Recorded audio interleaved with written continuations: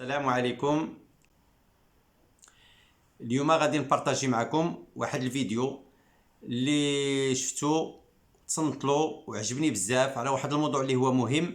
شوفوه تفرجوا له حتى الاخر وانا متاكد بانه غادي يفيدكم بزاف في حياتكم.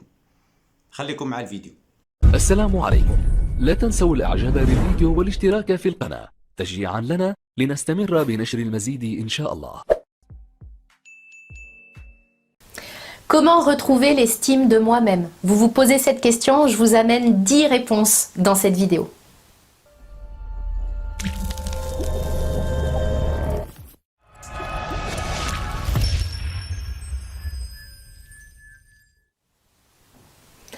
Bonjour, mon nom est Nathalie Martin, coach en éveil de conscience auprès des hommes et des femmes qui veulent une vie remplie de sens et d'abondance à tous les niveaux. Si c'est votre première visite ici sur ma chaîne, je vous invite à vous abonner pour avoir en priorité mes prochaines vidéos et également à télécharger, si ce n'est encore fait, mon coffret 3 clés pour trouver le sens de votre vie dont le lien apparaît dans la description et également ici en haut à droite.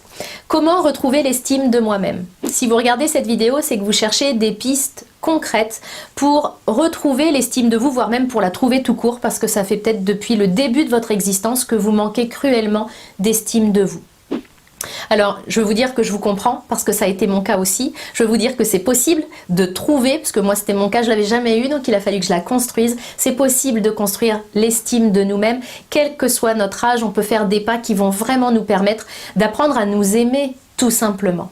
Alors, on va démarrer cette vidéo par une définition et par se mettre d'accord sur ce qu'est l'estime de soi. Bien, comme son nom l'indique, l'estime de soi, c'est une estimation de notre valeur. Donc c'est quelque chose d'extrêmement subjectif, hein, c'est une estimation de la valeur que nous accordons. C'est-à-dire que c'est directement lié à la manière dont je me vois, à la manière dont je me juge. Et lorsque nous avons une mauvaise estime de nous-mêmes, ce qui est le cas de la majorité des personnes, eh bien c'est simplement qu'il y a un écart entre la personne que je voudrais être et puis celle que je crois que je suis aujourd'hui. C'est cet écart qui me rend malheureux, puis c'est cet écart qui fait que quand je me juge, ben je me juge pas assez bien, je me juge pas valable. Donc c'est vraiment quelque chose qui est très répandu, c'est en lien bien évidemment avec les messages que j'ai reçus lorsque j'étais enfant. Ces messages ont impacté ce que je crois de moi et ce que je crois de ma valeur. Donc dans cette vidéo, ce que je veux faire, c'est vous donner 10 pistes, 10 conseils que vous allez pouvoir utiliser pour vraiment répondre à cette question, comment retrouver l'estime de moi-même. Je veux que vous ayez des réponses concrètes à la fin de cette vidéo. Première piste, je vais vous demander, comme d'habitude, qu'est-ce qui vous montre que vous manquez d'estime personnelle? C'est-à-dire que là, je veux qu'on fasse un état des lieux. Pourquoi? Parce que c'est important quand on veut évoluer de savoir déjà d'où l'on part pour pouvoir mesurer nos progrès. Donc je vais vous demander, soit maintenant en mettant sur pause la vidéo si vous avez 5-10 minutes devant vous, soit plus tard, mais je vous invite vraiment à y revenir, je voudrais que vous écriviez noir sur blanc les preuves concrètes qui vous montrent que vous manquez d'estime personnelle. Ça peut être le discours intérieur que vous vous tenez, ça peut être les pensées que vous avez, la manière dont vous parlez de vous, les choses que vous osez faire ou pas, que vous osez dire ou pas. Notez noir sur blanc comment vous voyez clairement que vous manquez d'estime personnelle. Le deuxième point, il est valable aussi pour tout changement que l'on entreprend, c'est que je vais vous inviter à décider de changer.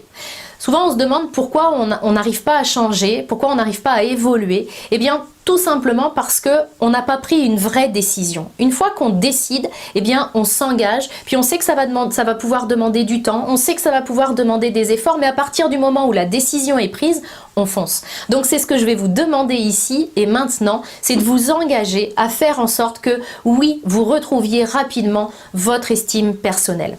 Troisième point, c'est un exercice très facile à faire. C'est d'apprendre à recevoir un compliment. Alors je dis que c'est très facile, mais en même temps ça peut être challengeant aussi pour bon nombre d'entre nous. Ce qui se passe quand j'ai une faible estime personnelle, c'est que je suis très mal à l'aise avec les compliments. D'abord parce que comme je ne me donne aucune valeur, je pense que je n'en ai aucune, je pense que c'est vrai ce que je me raconte, et je pense donc que si quelqu'un me fait un compliment, c'est parce qu'il a besoin de quelque chose, c'est parce qu'il est en train de mentir. Donc j'y crois pas un instant. Donc je suis très mal à l'aise avec les compliments. Et je suis tellement mal à l'aise avec les compliments que ça va se voir. Je vais un peu buter en touche. Si on me dit, dis donc, elle est sympa ta robe, je vais pouvoir dire quelque chose comme, oh bah tu sais, elle est vieille, oh bah tu sais, je l'ai pas payée bien cher, ou alors je vais y aller avec quelque chose d'humoristique et qui va faire que, d'humoristique plutôt, et qui va faire que ça va, je vais buter en touche par rapport au compliment. Je suis pas prête à le recevoir. Donc l'exercice simple que je vous propose, bah, c'est de vous rééduquer par rapport à ça. La prochaine fois quand vous faites un compliment, vous dites simplement merci. Et vous fermez votre bouche. Vous n'ajoutez rien, il n'y a pas à se justifier, il n'y a pas à se forcer à dire « Ah bah oui, merci, parce que toi aussi, ta robe, elle est belle, etc. » Merci, et ça suffit. Pratiquez cet exercice-là, vous allez voir que déjà, vous allez faire des pas énormes en termes d'estime personnelle. Le 4e point, eh bien, à l'inverse, il s'agit d'apprendre à faire des compliments et des compliments sincères. Souvent, quand je n'ai pas d'estime personnelle, je ne vais pas non plus faire des compliments aux autres parce que déjà que je me trouve moins bien, j'ai pas envie d'amener de l'eau à leur moulin et puis de creuser cet écart entre eux et moi. Donc, je vais vraiment vous inviter à penser à des compliments, des choses positives que vous pensez aux gens, puis quand elles vont traverser l'esprit, de simplement prendre le temps de leur dire, ça c'est quelque chose d'efficace également. 5e point, apprenez à dire non. Quand on dit oui à tout le monde, on se dit non à soi. Et on se dit non parce que justement, on ne s'estime pas. On n'estime pas la valeur de notre temps, notamment. Donc, on rend des services à tout le monde, même quand on n'a pas le temps de faire nos propres priorités, même quand on n'a pas le temps de mener les actions pour faire avancer nos rêves.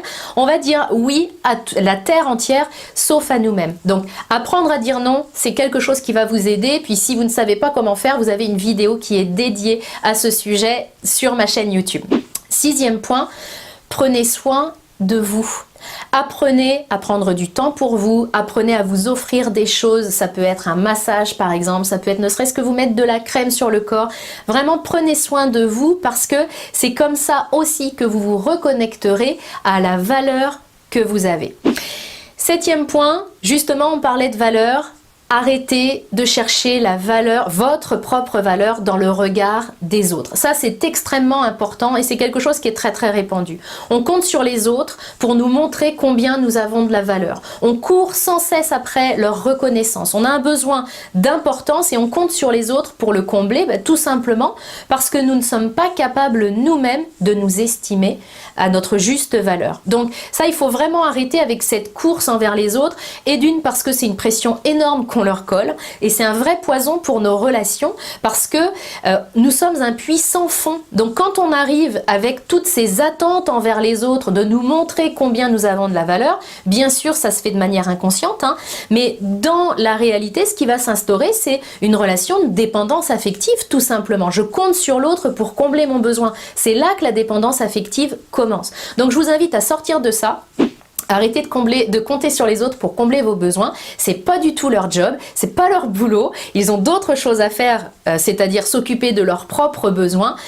Occupez-vous vraiment, faites le deuil de ça et occupez-vous vous-même de combler ces besoins-là. C'est ce que vous allez faire avec les autres pistes de cette vidéo.